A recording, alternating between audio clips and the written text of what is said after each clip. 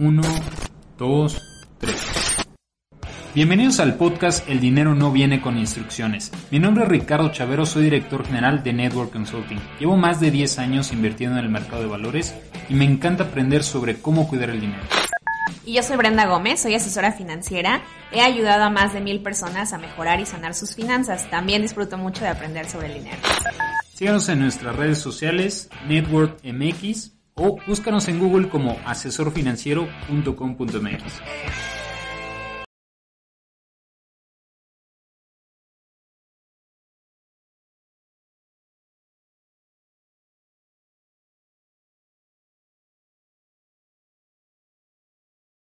El podcast El dinero no viene con instrucciones. Mi nombre es Ricardo Chavero, director general de Network Consulting. En continuación a nuestra serie específicamente sobre inversiones, el día de hoy tenemos un invitado muy especial. Es Nicolás Galarza, director general de Kiena Wealth Management, un asesor de inversiones en Estados Unidos y uno de los asesores de inversiones más grandes de Argentina, también proveedores de tecnología. Estamos lanzando, de hecho, ya desde hace algún tiempo en México, la plataforma de asesordedinero.com, que estaremos hablando un poco más el día de hoy. Nicolás, bienvenido. Muchas gracias por estar aquí. Gracias por la invitación, Ricardo. Es realmente un gusto. Hablar de inversiones siempre me apasiona. Oye, pues mira, me gustaría empezando con algunas cosas. En episodios anteriores empezamos hablando por primero qué es inversión, ¿no? Temas sencillos que son ya muy conocidos: horizonte de inversión, tasas nominales, horizonte, perfil de inversionista, etcétera, ¿no? En el último episodio hablamos de estos instrumentos que parecieran míticos, pero pues ya vimos que son y están al alcance de muchas personas y es una forma de invertir pues muy inteligente, muy distinta, que son los famosos ETFs. Hoy me gustaría que habláramos un poquito más de algo, un poquito que va más allá, medianamente complicado, pero que creo que le va a gustar mucho a nuestra audiencia entender. Si en algún momento nosotros le decíamos a nuestros clientes, Nicolás, mira, la forma de invertir, ya vimos que en el largo plazo no necesariamente los fondos de inversión le ganan a estos instrumentos indizados, los famosos fondos indexados o ETFs. Entonces, ¿por qué uno habría de seleccionar un gestor de inversiones, ya sea digital o un famoso robo-advisor? Entonces, me gustaría empezar hablando por esa palabra. ¿Cómo surge, digamos, ya en algún momento hablamos de algoritmos y demás, cómo es que surge esta idea de decir, mira, se pueden ocupar estos instrumentos que ya existen y además se puede gestionar de una forma más inteligente que tener un piso lleno de asesores de inversión? ¿Qué me podrías comentar de eso, Nicolás? Bueno, tengo algunas ideas al respecto. Lo primero es, cuando alguien me pregunta justamente esto, ¿no? ¿Por qué un asesor de inversiones si es que un fondo no le gana al mercado en largo plazo? Lo primero que tenemos que entender es que así como uno cuando tiene dudas legales va a un abogado en lugar de ponerse a hacer un curso de leyes, y que pasa lo mismo con profesionales como un contador, un médico, es lo mismo. Cuando tengo dudas de mi salud, no hago un curso de medicina. Voy a un profesional que me lo resuelva porque es más eficiente de mi tiempo, ¿no? No tiene sentido, y yo estoy muy en contra no en contra, pero no me parece que tenga sentido que la gente se mate haciendo capacitaciones para invertir, hacer trading o lo que sea, que hay un montón de cursos, la mayoría no funcionan. Pero en lugar de hacer eso, la gente tendría que tener un profesional, un asesor al que ir. No porque los cursos sean malos, se pueden hacer los cursos, pero la gente tiene que invertir su tiempo en donde más expertise tiene, que en general es su trabajo. El profesional lo que hace es encargarse de que estemos haciendo bien las cosas, ¿sí? Y este profesional normalmente, o al menos históricamente, han sido asesores que piden mínimos de inversión muy altos. La industria de la banca privada en general, ¿no? Como estándar, pide $1 millón mínimo para aceptar un cliente en Estados Unidos. Vamos a Latinoamérica y podemos hablar de quizás $200,000, $300,000. Lo que logra la tecnología, como esta plataforma de la que me dijiste que vamos a hablar después, es que podamos eliminar trabajo innecesario, eliminar errores humanos, bajar el costo y poder atender a gente con ahorros mucho más pequeños para ayudarlos a llegar a montos más grandes, ¿no? Entonces, eso por un lado, esa es la razón de tener un asesor, que todas las dudas de en qué invierto, cuánto invierto, cómo, cuándo, se respondan desde un punto de vista de experiencia o matemático, que es lo que hace la tecnología. Eso es el primer punto. Y segundo es cierto que en el largo plazo no hay evidencia de que un fondo administrado por un profesional le gane al mercado. Pero este es un comentario muy ambiguo, muy general, que se puede prestar a malas interpretaciones. Cuando hablamos de, entre comillas, ganarle al mercado, no estamos hablando de retornos. Realmente estamos hablando de retornos ajustados por riesgo. Básicamente significa cuánto retorno genero por cada unidad de riesgo que estoy corriendo, ¿sí? Entonces, lo que este asesor hace es construir un portafolio, que entiendo que vamos a hablar de esto hoy, un portafolio ajustado al perfil del cliente que mejore esta relación retorno-riesgo hasta llegar al mejor posible dentro de lo que el mercado ofrece. No le queremos ganar al mercado, queremos darle al cliente el mejor retorno ajustado por riesgo posible, y para eso hace falta experiencia, hace falta conocimiento, hace falta tecnología, etcétera, y por eso es que un asesor es importante.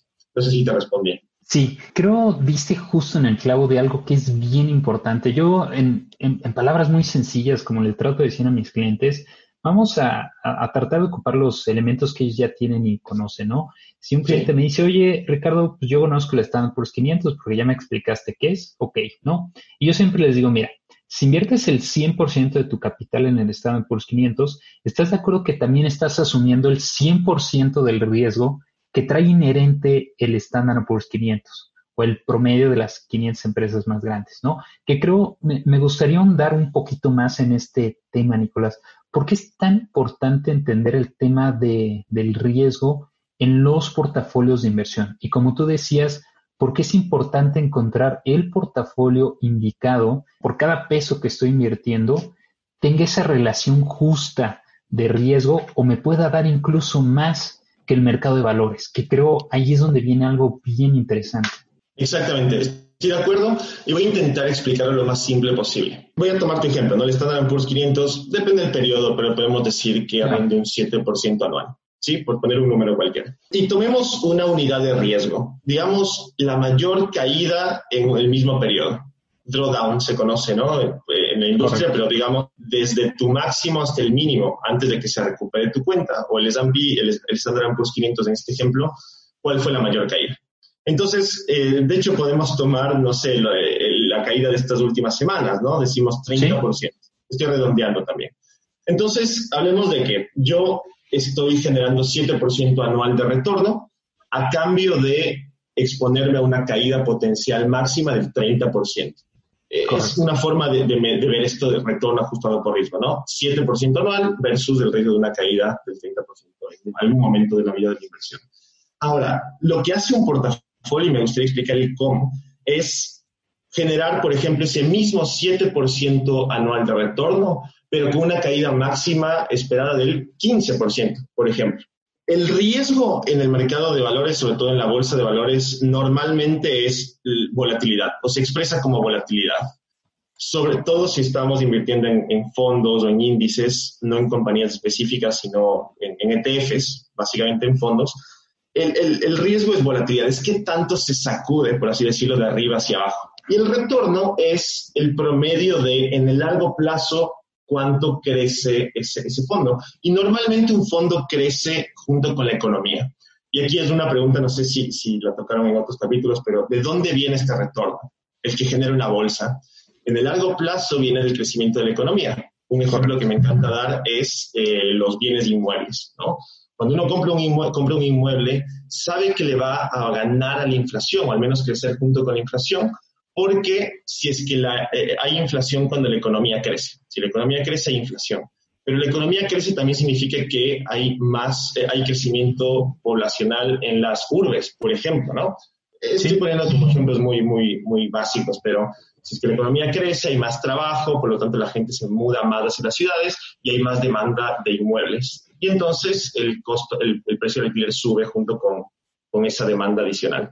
En las acciones pasa lo mismo. Si la economía crece, hay más empleo, la gente tiene más dinero, gasta más y por lo tanto las empresas generan más ingresos. Y conforme hay inflación, los productos, los servicios de estas empresas también aumentan de valor y por lo tanto esa inversión en esa acción está protegida de la inflación y genera un retorno adicional. Ese es el retorno que obtenemos en la bolsa cuando invertimos en empresas, en bienes raíces, en commodities, etc. Y el riesgo viene dado por una acción de Estados Unidos, de una empresa de Estados Unidos, es menos volátil, por lógica, que el país latinoamericano. Porque en Latinoamérica hay menos estabilidad, estamos más susceptibles a la tasa de interés, un montón de razones.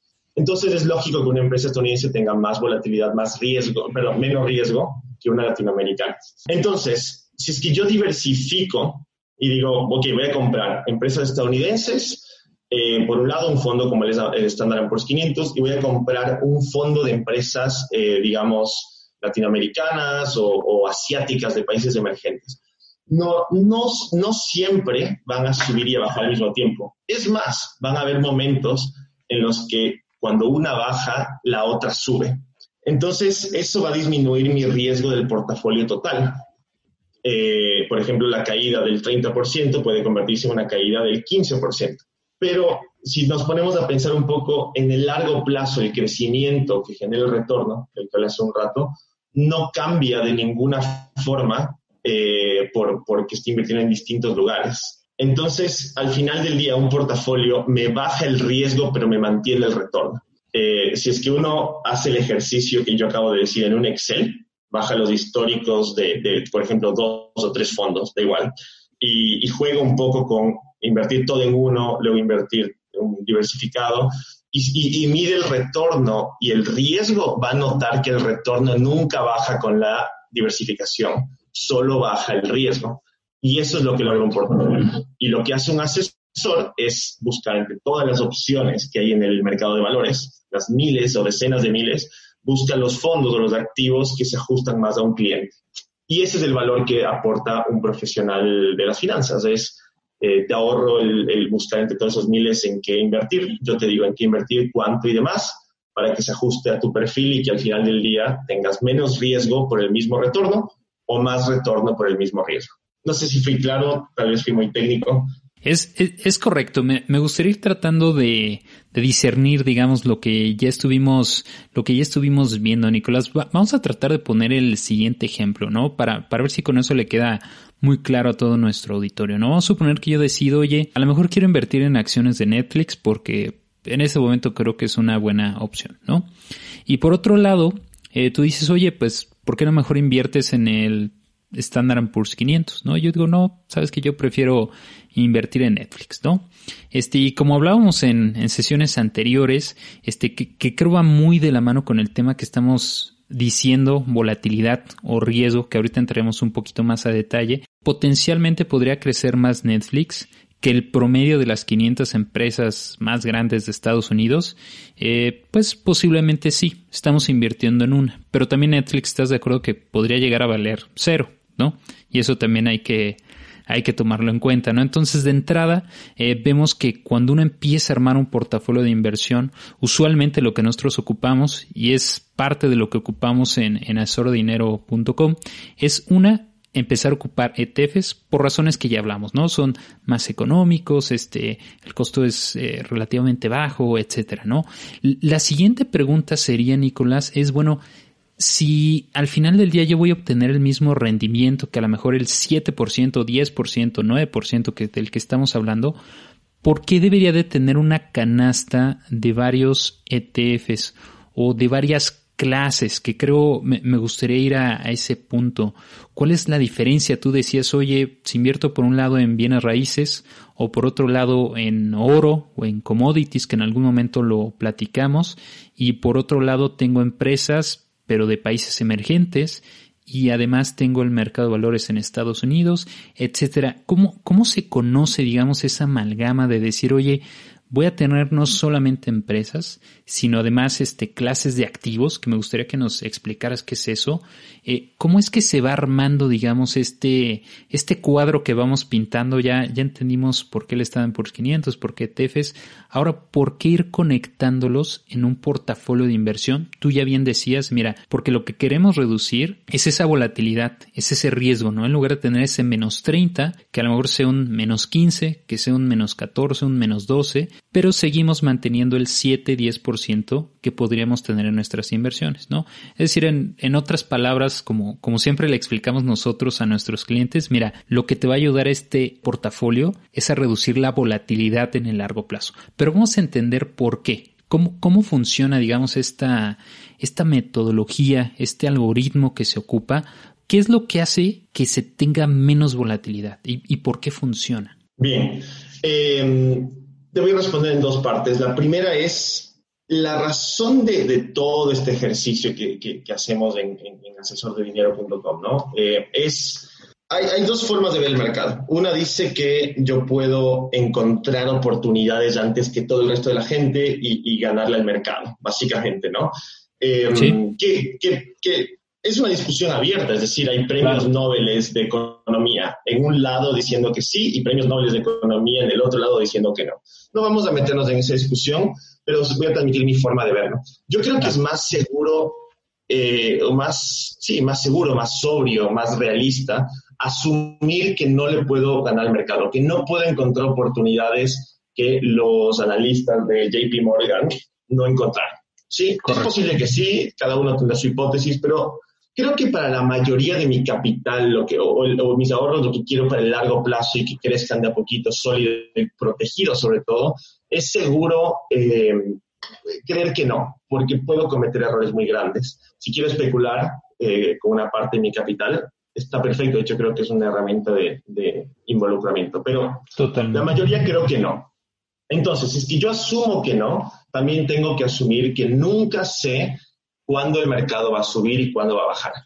Correcto. Sé que en el largo plazo siempre sube, por esto de que históricamente, desde que la humanidad existe, la economía siempre creció, y cuando la economía crece, suben las acciones, los bienes raíces, suben los commodities, depende del ciclo, los bonos también en general.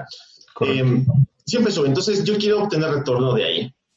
Ahora, nunca sé, por lo tanto, en qué ciclo económico estoy. Y me refiero a que hay momentos donde tenemos expansión de la economía y hay inflación. Esto es, si la inflación es controlada, es algo bueno, porque significa que las empresas están generando más, hay más empleo, hay más consumo, se recauda más desde el Estado. Es bueno. Pero hay momentos en los que tenemos recesiones, donde de hecho puede haber deflación, ¿no? Y las empresas el gobierno recauda menos, las empresas facturan menos, hay menos empleo, menos gasto, menos consumo. Como yo no puedo predecir ninguno de estos ciclos cuándo van a pasar hasta que es muy tarde, yo quiero tener activos o inversiones que performen bien, que tengan buenos resultados en cualquiera de estos ambientes o en cualquiera de estos ciclos. Entonces, eso es lo que estamos haciendo con un portafolio balanceado. Es decir, tomemos lo que mencionaste antes, distintas clases de activos o distintas clases de inversiones que funcionen bien en distintos ciclos económicos. Metámoslos todos en una misma cartera de inversión para que, independientemente del ciclo económico que me toque a continuación, en el largo plazo siempre haya tenido yo una protección ahí, sin necesidad de estar entre comillas, adivinando qué viene a continuación. Es decir, un ejemplo me gustaría tomarlo. Ahora tenemos el mercado en una fuerte caída, ¿no? Sí. Entonces, hay gente, y hemos tenido muchos clientes que nos dicen, tal vez nos convenga vender todo y esperar a que esto se mejore para invertir. Ese es un error típico, muy, muy clásico, y hay muchas razones estadísticas para no hacerlo.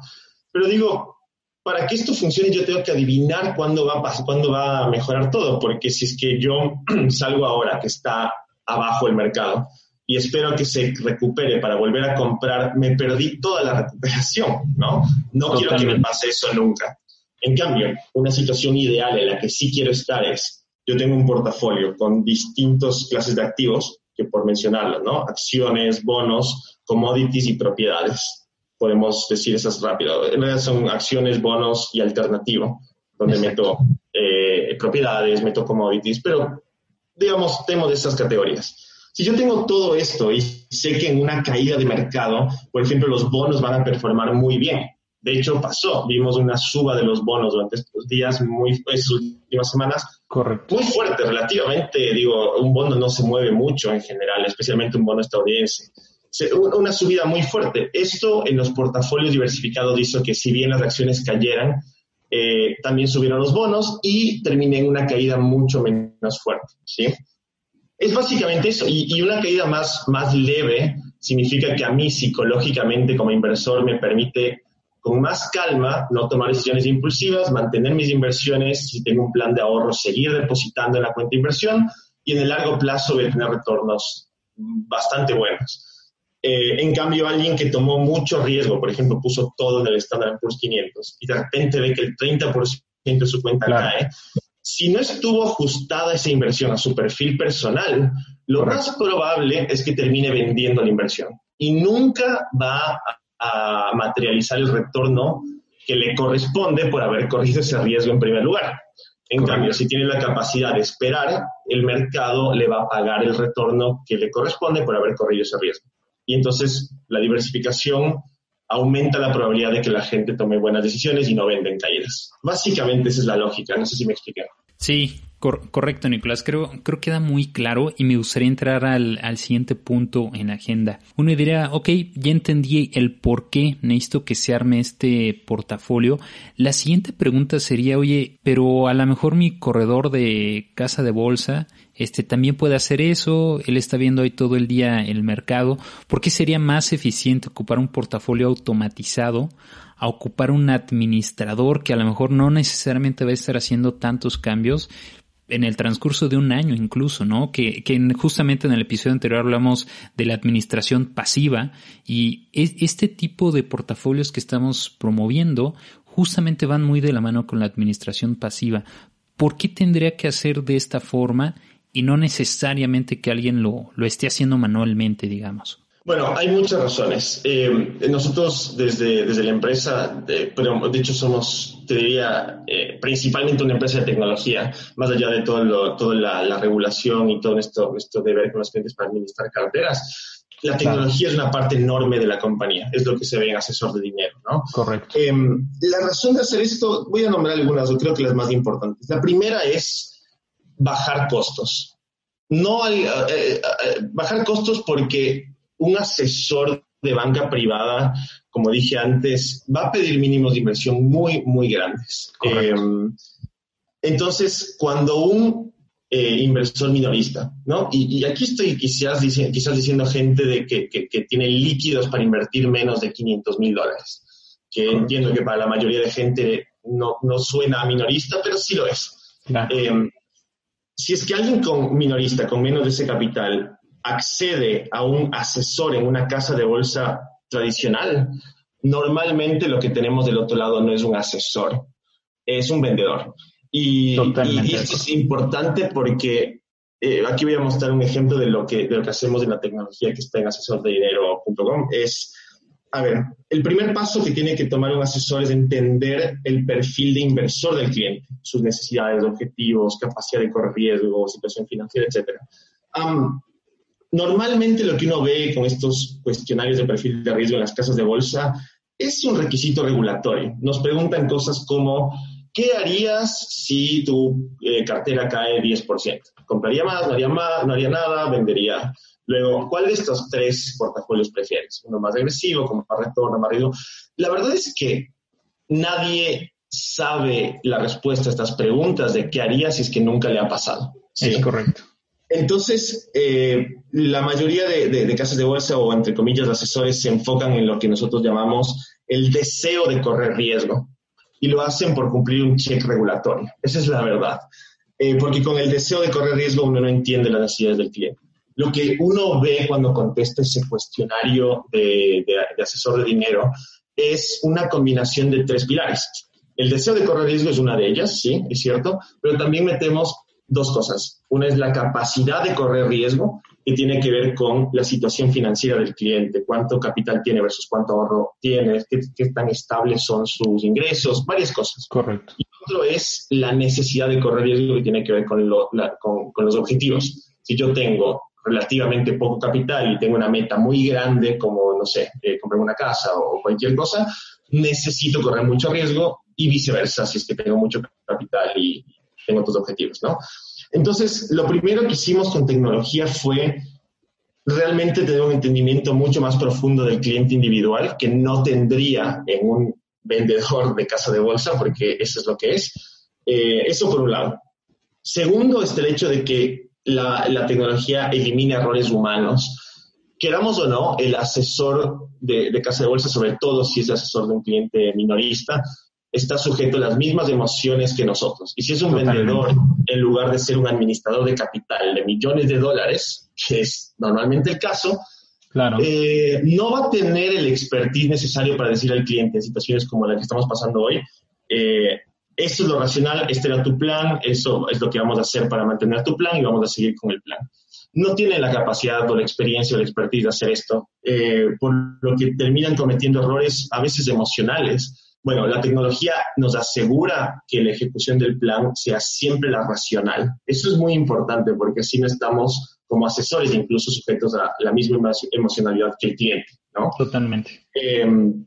Y por último, lo que dije de la reducción de costos hace que podamos darle este nivel de atención a un segmento de ahorristas, de inversores que nunca antes tuvieron esta atención. Así que esa es la razón de usar una plataforma o tecnología como la nuestra en lugar de ir a un vendedor de casa de bolsa, básicamente. Correcto. Y para ir cerrando, Nicolás, y creo es un punto muy, muy importante en el caso de México, ¿no? Y ya en algún momento lo hemos platicado y lamentablemente o afortunadamente va a ser así, dependiendo de cómo lo vean. Siempre en una economía emergente nos va a tocar ver contra las llamadas hard currencies o monedas fuertes, eventualmente se va a ir depreciando nuestra moneda. Y es algo normal porque, como lo hemos dicho varias veces, somos economías que crecemos de forma distinta, ¿no? Entonces, es importante tener esto en cuenta, ¿no? O sea, nos comparemos de México contra el mundo, contra el dólar, contra el euro, dólar canadiense, yen, franco suizo, libra incluso, pues si vemos de los últimos 5 años para acá, la realidad es que se ha depreciado considerablemente nuestra moneda, ¿no? Dependiendo cuándo nos estén escuchando, pues el dólar ahorita llevará un acumulado de por lo menos un 44-50%, más o menos andará en ese rango. Y creo que es muy importante mencionarles a nuestros clientes ¿por qué esa importancia de invertir no solamente en otra moneda, que es dólar, y además poder tener entrada a este mercado pues internacional, el más grande del mundo, ¿no? El famoso Wall Street, que de entrada desde México es bien difícil hacerlo, ¿no? O sea, número 1, te piden montos muy fuertes. 2, no me quiero meter a parte técnica, pero aunque lo pudiéramos hacer a través del Sistema Internacional de Cotizaciones, pues ahí hay unos spreads interesantes que no necesariamente son óptimos para nosotros. Entonces creo que este es un gran punto, ¿no? Mencionar que es con una casa de bolsa 100% regulada en Estados Unidos, que ahorita hablaremos de las instituciones por las que está amparadas, ¿no? La SEC, SIP, FINRA, etcétera, y tiene una cobertura, digamos, no nada más estoy poniendo mi dinero en otra moneda, que eso ya es bastante valioso, ¿no? O sea, nada más si de hace 5 años para acá lo hubiéramos dejado en otra moneda, pues tendríamos por lo menos un 50% de ganancia, sino que además esa siguiente parte de decir, ok, ya tengo mi dinero en otra moneda, ya sé que está cuidado, pasamos a la parte de seguridad, Nicolás. ¿Por qué es tan importante entender esta parte? Bueno, ahí tengo 2 aspectos de seguridad que son importantes. Uno tiene que ver con, más allá de lo regulatorio, que ahora lo menciono, es el concepto de diversificación de nuevo. Quiero volver a ese tema porque hay una seguridad adicional. Para que funcione esta dinámica, ¿no? De tener distintos activos que funcionen bien en distintas circunstancias o ciclos económicos, es importante que la diversificación cumpla 3 condiciones. Tenemos que tener diversificación en 3 aspectos para que esto funcione. Porque, un ejemplo rápido, si yo compro en un portafolio, Apple, Google, Netflix y Amazon, no estoy diversificando. Porque si el sector tecnológico de Estados Unidos cae, es indiferente que tenga 20 empresas en mi portafolio, va a caer todo igual. Totalmente. Entonces, la diversificación viene en 3 aspectos. Diversificación de sector o de sector y de tipo de inversión. Esto es, queremos acciones de Estados Unidos, de Asia, de Europa, de Latinoamérica. Eso por un lado. queremos diversificación, geográfica, que va lo que dije hace un rato, es decir, no solamente geográfica en cuanto a áreas, sino también por sector. No quiero todo en tecnología, no quiero todo en, infraestructura. Quiero diversificación por sector, quiero diversificación geográfica y además quiero diversificación de moneda. Y eso es importante, porque las monedas van a tener ciclos de apreciación y ciclos de devaluación. Correcto. Y como dije antes, no sabemos cuándo pasan. Entonces, lo que hacemos al invertir en dólares es básicamente elegir, de todas las monedas que se pueden depreciar, ¿cuál es la más fuerte o la de referencia mundial? Correcto. Y es el dólar. De hecho, el dólar por peso mexicano, dólares por peso mexicano, o más bien pesos mexicanos por dólar, pasó de 18 a 25 casi, ¿no? Hoy estoy viendo ahora la cotización. Es muy raro que pase en el dólar ese tipo de devaluación tan fuerte, tan rápida. Entonces, el hecho de tener una cuenta en dólares ya me protege de este tipo de shocks. Pero por otro lado, yo puedo invertir en activos de todo el mundo. Es decir, si yo invierto en un fondo de países emergentes, estoy expuesto al riesgo de la moneda de países emergentes. Si bien mi valoración de la inversión está en dólares, yo estoy diversificado en todo el mundo. Y esto solo se puede hacer desde una cuenta en Estados Unidos, al menos por el momento. Realmente creo que en el futuro, y nosotros trabajamos muy duro para desarrollar los mercados locales, por el momento tener una cuenta en Estados Unidos de inversión me permite diversificar monedas geográficamente y por sector. Entonces, eso es una de las capas de seguridad que da invertir con este tipo de plataformas. Pero por otro lado está toda la seguridad regulatoria. Hay 3 capas de seguridad ahí.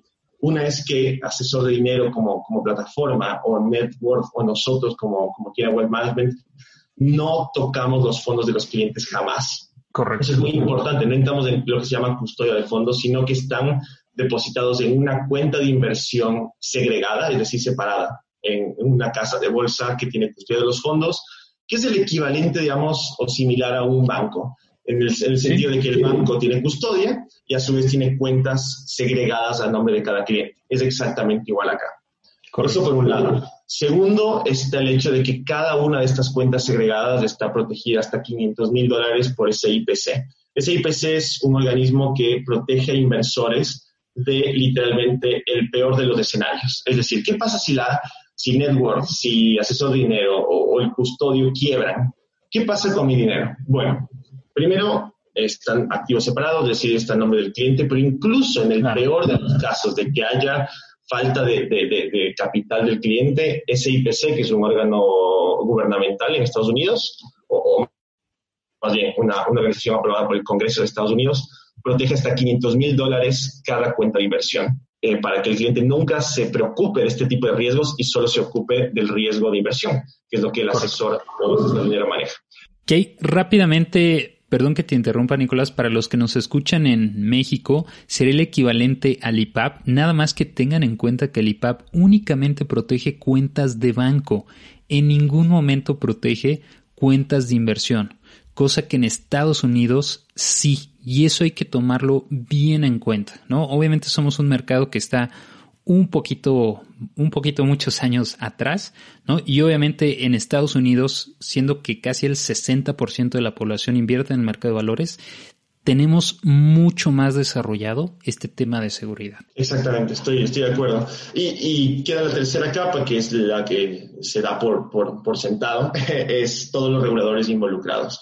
Correcto. Está la SEC, que es la Comisión de Valores de Valores de Estados Unidos, de Mercado de Valores. Está FINRA, que es otra organización que agrupa todas las casas de bolsa y custodios de Estados Unidos. Y está SIPC, que es este organismo que protege hasta $500,000 cada cuenta. Así que no tocamos fondos, $500,000 de protección por cuenta y todos los reguladores involucrados. Realmente es una seguridad. Pensemos que es un mercado construido no para el pequeño o mediano inversor. Es un mercado construido para enormes inversores, ¿no? Hablamos de cientos de millones de dólares. Se creó para protegerlos de ellos y que se sientan cómodos de invertir en el mercado. Bueno, de repente, la tecnología hace posible que esa misma estructura de seguridad esté al alcance de un minorista, ¿no? Y esa es la magia, si quieres, que estamos haciendo con Asesor de Dinero. Es correcto, totalmente. Sin lugar a dudas es yo diría, digamos, democratizar el acceso a instrumentos que posiblemente estaban disponibles pues ya para el 1-3% de la población, y ahora estamos dando acceso, digamos, a que muchas más personas, sobre todo en estos momentos, puedan acceder a estos instrumentos de inversión. Y para ir cerrando, Nicolás, ¿algún último consejo que le des a nuestra audiencia?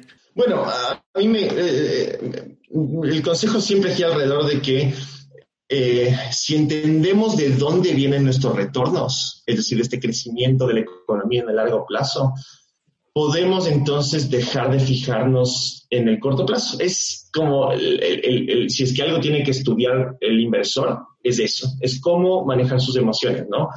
Porque si uno se imagina, realmente lo que estoy haciendo es poniendo capital en empresas que lo van a invertir para generar retorno y darme un poco de ese retorno a mí como accionista. Imaginémonos cuánto tarda un proyecto de una empresa. Imaginemos que yo voy y le doy, digamos, un ejemplo hipotético, vamos entre todos y le damos, no sé, $1 millón a una empresa para que lo haga crecer. Le va a tomar años invertir ese capital y que empiece a verse retornos. Entonces, si lo pensamos así, como una inversión en empresas realmente, o en inmuebles, si ponemos como podemos hacer en Asesor Dinero, ¿no? Comprar inmuebles con fondos y demás, y lo vemos como una empresa, realmente nos damos cuenta que es inútil ver el corto plazo. Entonces, si logramos entender así el mercado de capitales y no como los grafiquitos que nos muestran en las plataformas, ¿no? De Forex y cosas así, y lo vemos como un negocio que está generando retornos sobre el capital que le dimos, entonces quizás podemos tomárnoslo con más calma, ver a largo plazo y si hacemos eso vamos a tener mucho más probabilidad de ver los retornos que proyectamos. La única forma de no ver esos retornos es enfocarnos en el corto plazo y cometer el error de vender cuando no debemos. Así que es un trabajo de disciplina de los inversores. No hay mucho más. Totalmente de acuerdo, Nicolás. Como siempre le hemos dicho a nuestros clientes, inversionistas, prospectos, acuérdense que una de las inversiones más importantes que tenemos que hacer es nuestro tiempo. Siempre informarnos sobre lo que vamos a hacer con nuestro dinero es muy valioso y creo lo hemos mencionado sin lugar a dudas todos los especialistas que han estado con nosotros en esta serie de inversiones.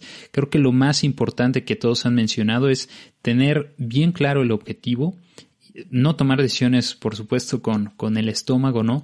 Y al final del día, como lo hemos dicho, siempre he hecho la analogía de estás sembrando una semilla y esperas ver un bosque, no esperas tener una planta que a lo mejor te dé una manzana, 2 manzanas, aunque en el corto plazo, como hemos dicho, como mencionas, el tema de especulación no necesariamente es lo que estamos buscando para nuestros clientes, y tener una visión a largo plazo va a traer esos beneficios, va a traer esos frutos, va a traer, digamos, esos rendimientos, que es lo que estamos buscando todos para en el largo plazo. Nicolás, te agradezco mucho tu participación. Recuerden que pueden encontrarnos como asesordedinero.com. Va a estar disponible esta liga de la mano con algunos otros artículos en nuestro blog. Les pido que se acerquen mucho para leer un poco más. Por supuesto que agenden si tienen alguna duda con alguno de nuestros asesores que están ofreciendo videollamadas, todo 100% remoto, para que puedan entender mucho más. Les agradecemos mucho, Nicolás, muchas gracias y hasta la próxima.